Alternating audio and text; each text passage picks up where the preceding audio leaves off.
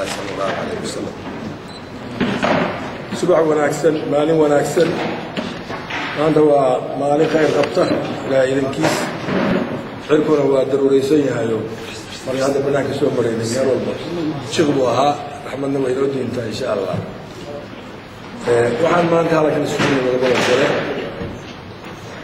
inaan halkan ka sheegno maanta arrin muhiim ah oo Puntland iyo Soomaaliya iyo caalamku ay wada sugayeen diiwaanada ka xigsan هذه arrin qiimo badan weeye haddaan hormariyo hadalka in kelimada la yiraahdo baa dhigto aad taagan tahay faarintii xisbiga ama ururka marka hore qaybtiisa hore sida ka waraysaan muddo waxaanu soo wadnay sidii wadankan oo uga dhismi lahaa nidaam dawliya oo adduunyada sida ay u dhaqanto la mid ah ilaa intii xukuumaddan la doortay madaxdeeda golaheeda baarlamaanka dowladda aan leeyahay golaheeda baarlamaanka iyo madaxda xukuumadda bishii January 2009 hawshaas waa socotay laakiin hadda way kala horeysay dibusixidii dastuurka ayaa ugu horeeyay ballanqaadka afaati ugu horeeyay dibusixidii dastuurka magacaabidii wasaarad wasiir aqoonyahana hawshaas loo xilsaaray wadideeda الله naxariistay Dr. Cabdi Xasan Jimcaale wax badan faataxada u maray ayaa isagu u ahaa saldhig baataynu ku guuleysanay inaan dastuurkeenni dib u eegid ku samayno soo qabiyaha baarlamaanka yiilay wadana aan qabiyo ku soconay ku meel gaar waxyaalo badan ciladaana iska laha baataynu ku guuleysanay inaan dhammaystiro walayaasheenu dib u ansixiyaan mar labaad baataynu ku guuleysanay inaan afti u qaadno oo halkaan maanta gurigan quruxda badan oo guriga baaha baarlamaankan tirada yar oo fadhiyo oo ku halwado waxaan moodaa inaan cidi ku jirin maxaa yeelay weynaantiisa badan markii la ansixinayay goobtaan sheekh iyo shariif la wada joogay ergadii reer Puntland 480 ka hada sidii dastuurku qoraayay waafaqsanay ay ku ansixiyeen caalamku joogay goobjoogayaashii reer Puntland oo dhan oo sheekh iyo shariif dhamaydo ismadii ay joogeen oo waxyaqaankii ay joogeen oo culimadii ay joogto gabayaashii ay joogeen oo bulshadii rayidka ay joogtay oo nin walba fadhiyay waxa ansixiyay iyo wax goobjoog ahaa siyaasiyiintu ay fadhiday garsoorka maxkamadda sare ay fadhiday markii la ansixiyay iyana hoosta ka xariiqday oo qoraal ku ansixisay intaasoo dhan goobjoog baynu ahayn waxaa dhinac socday inaan Soomaaliya inay ka guurto ku meel gaarka iyadana inaga ka horguuray oo dhammaystiranay iyadana inay ka guudho inaan qayb weyn ka qaadanay waan shirar ku qabanay meeshaan hadda aan maanta joogno Garowe gurigaan ma dhisnayn waa ficnaan lahayn waaga dhisnay yahay laakiin meel kale waan ka qurux yareen baynu ku dhignay oo Garowe ka mid ah saddex shir baynu ku qabanay Puntland oo arrinta ku saabsan afartii tiir oo road mapka oo xamar lagu saxiixay 6 bishii September sanadkii hore mid wuxuu ahaa dawlad wanaaga midna wuxuu ahaa dib u heshiisiinta midna wuxuu ahaa nabadgelyada sugideeda midna wuxuu ahaa constitutional process dastuurka dhamaystirkiisa saxiixayaasha mid buu qaatay inagu waxaynu hormuud u ahayno leena ku aaminay inaynu hoos garayno oo aynu halbowlo u noqono dastuurka dhamaystirkiisa laba dastuur baynu isku dhinac wadnay keenina waa dhamaystiranay bishii Abriil gaalkana shirweynaha ku qabanay kii dawladda Soomaaliyana waxaynu halka shir ku qabanno oo Garowe 1 iyo Garowe 2 iyo gaalkacyo agreement u bixino meelaha kale oo beesha caalamku waxay la wadaday oo igad xarumahooda iyo African Union oo Addis Ababa iyo Nairobi lagu soo dhamaystirtay horaantina Muqdisho lagu soo saxiixay 22 Juun buu dhamaystirmay oo ay saxiixeen saxiixayaashii aan inagu ka mid ahayn nairobi lagu saxeeyay iyadoo beesha caalamka oo dhan ay joogto oo soomaaliya ilaa 21 sano oo burburka iyo dheeraadkii ku jidhay gacanta ku haysay oo inagu aynaan isku fillayn maanta waxaa ka dhashay alxamdulilaahi rabbil caalamiin dowladda soomaaliyeed oo xamar laga dhisay oo madaxweyne loo doortay markii hore rasuulkii markii la shirweyne loo qabtay Kenya iyo kala ra'iisul baarlamaan la doortay madaxweyne la doortay prime minister la doortay golihii wasaaradda haba iska koobnaado isagana shalay baarlamaanka laga ansixiyay intaas oo dhan waxaan isleenahay oo ilaahay maraka yahay haddaan Puntland looga qumin oo gacan weyn laga geeyay waa inaan horseed u noqon waa inaan hawshaas wadin intaas ma heshiin ciddii ka abaalka dhacda iyada uu tahay ilaahayna waa og yahay adduunkuna waa aqoonsan yahay Soomaalida aan xasadka ahayn wax garanaysaana waa aqoonsan tahay reer Puntland inay libtaa leeyihiin way og yihiin umana faansana waajib saaran buu ahaa horena taariikhdu leegadii waqtigeedii iyo xoriyadoonkii waa la yaqaanaa doorka ay ku lahayd hormuudka ahaa marka taariikhda soo noqotay ahayd waana ka sii wadaynaa halkaa gacanna waa siinaynaa iyagana waxaa laga doonayaa mataanihii kale oo Puntland u dhigmi lahaa sida Jubbaland labada webi dhexdooda dowladda ka dhismi lahayd bariga Shabeelle Mogadisho iyo Gaalkacyo koonfurteeda inta ka dhaxaysa inaan iyagana la dhiso oo dib u heshiisiinta oo bilaariskii ford mapka oo wali la dhammaystirin bay ka mid yihiin iyagana reconciliation iyo outreach la oran jiray iyagana waa filaynaa inay soo noqdaan inta haddaan ka gudbo processkii democratization-ka ama axsaabta badan oo aan hore u ballan qaadnay waqtigii doorashada dabeedna hawsheedisa hadda hore inuu ku sheegay aynu wadnay oo ahayd wasaaradda loo qaybiyey guddiyad siyaasadeed loo qaybiyey si ay u kala dambeeyeen oo ahaa in la dhammaystiro muddadaan xilka annagu aan hayno oo dowladda annaga naga dambaysa ay noqoto dowlad dadweynuhu soo doorto oo qof walba oo muwaadina oo dalka degan codkiisi dib loo siiyo oo codkiisi uu helo oo isagoo uusan oran anigu kuma jirin odayaal caaqilaa baa wax doortay reerka iyaga laguma darin degmadayada laguma darin annagu ka mid maaha uusan oran ninna uusan inagu ceel qabin ayaanu ballan qaadnay hawsheedina waa wadnay dastuurkaas baana ay ku dhammaystirantay qaybtii hore qaybtii dambena waa midda hadda aan wadno oo ah in axsaabtii shuruucdeedii guddigii doorashada sharcigiisii aan markii hore sanadkii hore aan gudbinay guddiga independentiga ah ama aan garna dhaxsanayn sharciga lagu dhisay iyagii aan dhisnay shuruucdii kale axsaabta lagu furan lahaa ay ugu soo horeyso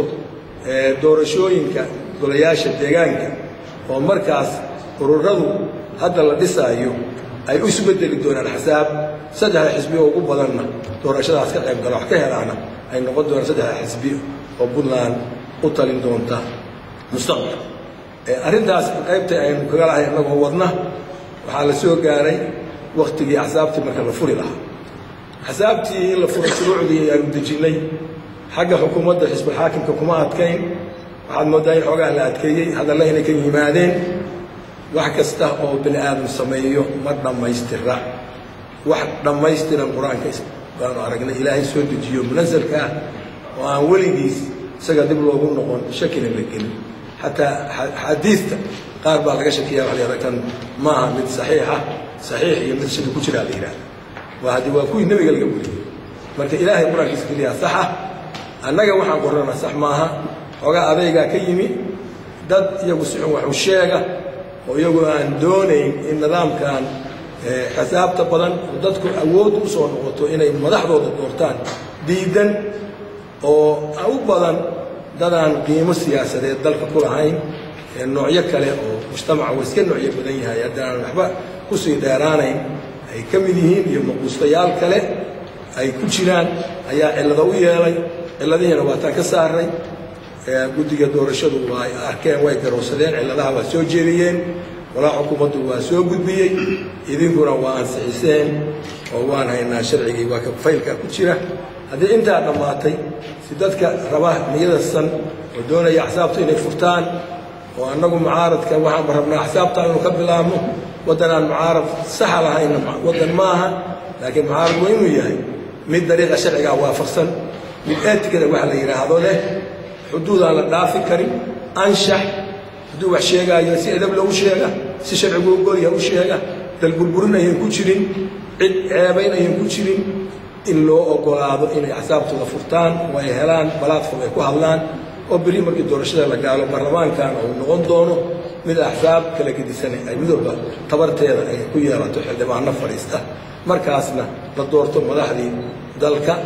inagu weli waxaynu ku soconaynaa nidaamka baarlamentaariga ah oo baarlamaanku awoodda sare leeyahay inuu madaxda siyaasadda isagu doorto waynu ku soconaynaa marka xisib xaakimkii inaga layna ka sugaayey markaan dadkii kale u jilcinnay siday u furan lahaayeen ayaan maanta halakan labada gole aan isugu nimi gurigaan ka dhaxeeya labada gole inaan maanta kaga dhawaaqno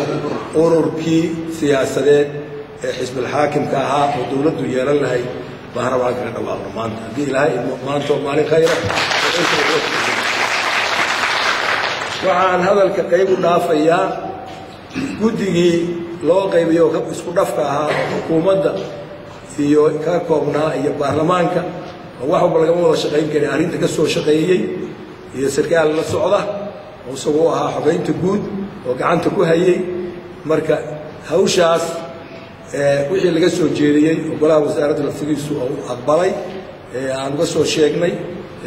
ma aan codgelino markee sharci maaha waa xisbi inagu aan furanayno aan kulli u wargeliyey guddigu ku wargeliyey naga madaxda ahayna nala socodsiiyaan nagana lala wanaagsan aan aqbalnay ayaan halka idinka sheegaynaa magaciisii iyo nidaamka oo ku socon doono waad ogtihiin markii wax laga bedelay sidii hore waxaa awal qoraa sharciga ah in golihii dhexe oo xisbiga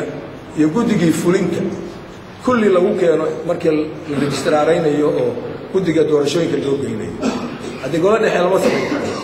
haddaan shirweyne la qaban muddadan haysanaana shirweyne laguma qaban karo golaha dhexe markaa wuxuu doortaa guddiga fulinta arrintaas waxay noqotay marka caqabad waxaanu marka go'aansannay oo ay soo jeediyeen sharcigeenna in aan ku gudbisanay idinkii annaguba golaha wasaaradda iyo golaha dhexeba in lagu furi karo axsaabta asaasayaasha keliya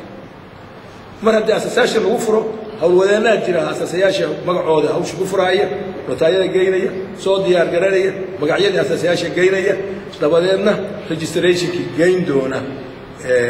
guddiga doorashada xafiiskooda geyn doona sidaasaa xisbiga ku hirgelaya laakiin maanta halkan waxaanu joognaa ku dhawaaqidii broseeskaa yarkaa oo maalin ama laba lagu dhammayn karo waa inoo dhimayeen waxaan ku dhawaaqayaa oo halkan inii sheegayaa horta xisbiga yuu ka koobmayaa qaybta hore wuxuu ka koobmayaa waa asaasayaasha labada gole oo dowladda barxaaya waa xisbigii dowladda oo dhammaystiran ururka xisbigu hadhuu isbedelaya ururka hadda barakan laakiin dabadeed xisbigu noqon doonaa markuu dhammaado cid laga bixinayaa ma jirto oo la leeyahay ra'yigiisa ra'yigayga ka bedelaa muxuu ahay markuu kabigaga joogsaday hebel baa hebel dhugtay hebel baa farqa waa loo siman yahay golaha dhexena waa loo siman yahay laga mid noqdo golaha fulintana ciddii hadhow laga dhigi doono golaha dhexe ay ku xirantaha oo imaan doona ay ku sibantahay shirweynahaasuu ka soo bixi doona waxaa kaloo ka qayb gelaya wakiilada dowladda oo gobollada oo dhan gudoomiyaasha gobollada iyo ku-xigeenadooda meeshii halle iyo meeshii laba leh waxaa kaloo ka mid noqon doona asaasayaasha wakiilada dowladda oo degmooyinka waxaa lais odhan karaa dadweynaha maxaa loogu degi waayo dadweynaha weli xisbigii lagama fulin shirweyneay ka soo qaybgeli doonaan markaasay wixii ka soo qaybgala guddiga golaha dhexe oo xisbiga ka mid noqon doonaan markay shirweynaha yimaadaan guddiga fulintana qaarkood geli doonaan hadba sidii maaragtay ay noqoto markii shirka la qabto muddada iyagaa sheegi doonaan loo qoondeeyey wakhtigusuu noqon doono iyo guddiga fulinta ku meel gaarka waxaanu dhaafayaa inay sheegaan guddiga hawsha faraha ku haya muddada waxaa la yidhi macluumaad doorashada ay dhacayso bisha May nimanka la yidhaaha dowladaha hoose waxa weeye February sidaa hawsha ku qaban karno February iyo March bartamaho dhexdooda February inta ka gaaro bartankeeda ilaa akhirkeeda iyo March bilowgeeda rag baa dad baa la soo ururinayaa dadweynuhu wuxuu ka soo qayb geli doonaa shuruudaha markaan buuxino ugu yaraan 5 gobol in xisbiga hordhaca hal laga furo oo 3 gobol midkiiba laga registraarayo hawshaas gobollada ku wareegi doonta wakiiladeeda waa laga furayaa laamaha kalena waa loo sii gudbin karaa meeshii furanaysa shuruudaha iyagoo buuxinaya sharciga ku meel gaarka oo hadda yaala oo la soo diyaar gareeyay wuxuu dhawaa ku meelgaar inagu asayaashu ku meelgaar ma asayaashooda waa xaakimkii laakiin gudiga fulinta ku meelgaar buu noqon doonaa ay sheegi doonaan iyo sharciga ku meelgaar buu noqon doonaa markii shirweynaha la keeno baa la ansixinaya markaa ka bacdi saas noqon doona intaas waa processka inagu inoo dhiman aan mari doono insha allah muddo yar baan ku dhammayn doona hadalla waxaa jira soomaalida ah oo ay yidhaahdaan reer baadiyaha dadkii ahaan jiray meelaha aan markaas reerkaan kibrid haysan dabka madag buu kula baxa madagta waa taqaani madagta waxaa weeye qoryaha la isku xoqo oo adduunka oo dhan waa jiraan universal weeye meelahaasayna odhanoo dabka saasaa lagu helo geed waxaa jira madagtu adag tahay in laga dhaliyo iyo geed ay jilicsan tahay dubbada dabka soo tuura geedka la yidhahdo dhuumoodka madagta dubba waa soo tuura oo waa fiican yahay laakiin dhir adag baa jira shillinka oo kale iyo quraca iyo lagama dhalin karo dowladdii soomaaliya oo burburtay oo intay magaceedu jirayba sii burburaysay oo burbursanayd iyo 22 sano muddo wax yar ka dhiman yihiin haddaynu dabkii adkaa geedkii adkaa shillinka ah madan ka dhalinay oo dowladda soomaaliya aynu dhalinay iyo dastuur samaynay waxay la tahay dad Puntland waa dhuumood durbada dabka ka soo tuuray dadkeenana waa midaynayna hal ku dhega xisbiga ama ururka hal ku dhega waxa weeye nabad midnimo horumar haddaan nabadi jirin midnimo ma jiro markii dadku adeegsan yahay haddaan midnimo jirin horumar ma jiro meesha loo socdaa waa horumar xisbiga ama ururka bilowga ah magaciisa waxaa loo baxshay urur siyaasadeedka horseed wuxuu yahay nabadda midnimada horumarka Puntland iyo ta Soomaaliya labadaba ciina waka hadii afgaarad loo bedelo horseed political association marka hore dabeedna horseed political party horseed calaamada astaanta waa geedka gobka calaamada astaanta geedka gobka weey geedka gobka gob waxa loogu baxshay waa evergreen jiilaal kasta waa cagaaran yahay xoolaha marka meelaha dhirta kale qalasho waa loo laangooyaa waa daaqaan miruu leeyahay waa la cunaa har weyn buu leeyahay waa la harsadaa sidaasaa loogu magacdaray marka waxa weeye ururka ama xisbiga horseedka nabadda midnimada horumarka calaamadiisuna ay tahay geedka la harsado